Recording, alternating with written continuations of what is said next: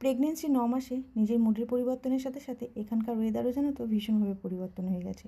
বেশ কিছুদিন হলো ভীষণ পরিমাণে গরম ছিল। তো আজকে দেখলাম হঠাৎ করে এরকম একটা মেঘলা। কাল রাতে ভীষণ বৃষ্টি হয়েছে কিন্তু বুঝতে পারিনি যেহেতু ডিউটিতে ছিলাম। আজকাল না খেতে ভালো লাগে, না পড়তে ভালো লাগে, না শুতে ভালো লাগে, না ঘুরতে ভালো লাগে, না কিছু করতে ভালো লাগে। যত বেশি দিন আসছে তত আমার টেনশনের পরিমাণ বাড়ছে আর বুকের ভিতরে ভয়টাও যেন দিন দিন বেড়ে আসছে। এতদিন নিজের মনকে ভীষণভাবে শক্ত করে রেখেছিলাম, কিন্তু এখন যত দিন যাচ্ছে মনটাকে আমি আর শক্ত করতে পারছি না।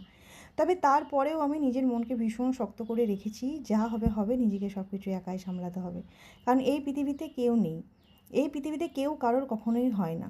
যা কিছু হবে সেটা নিজেকে নিজেই সামলাতে হয়। তো সে কথা ভেবে আর কিছু টেনশন করলাম না। ভাবলাম যে একটু নিজের মতো করে রাখি। কোনো কিছু যেহেতু করতে ভালো লাগছে না, তার জন্য বাড়ি এসে জানো তো আজকে সব কাজকর্ম ফেলে হঠাৎ করে ভাবলাম যে একটু নিজেকে যদি যত্ন নেওয়া যায়। অ্যাকচুয়ালি প্রেগনেন্সিতে পড়াকালীন মানে যতদিন পড়েছি তার পরে বড়জোর 1 থেকে 2 বার হয়তো আমি একটু নিজের যত্ন নিয়েছি। তারপরে আমার নেওয়া হয়নি।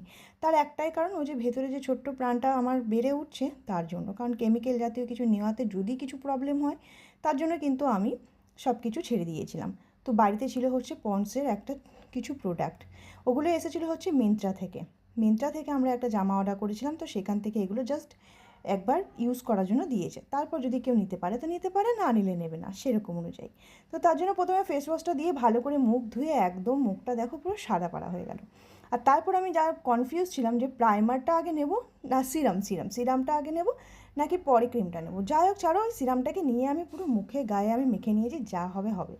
আর তারপরে চলে গেলাম আমি আজকে ফ্রেশ হওয়ার জন্য। আর ফ্রেশ হয়ে আজকে জানো তো, যেহেতু এরকম একটু বেশ ভালো ভালো ওয়েদার ছিল, তার জন্য আমি আজকে রান্না করেছিলাম খিচুড়ি, আর সাথে হচ্ছে ডিম ভাজা আর পাঁপড় ভাজা।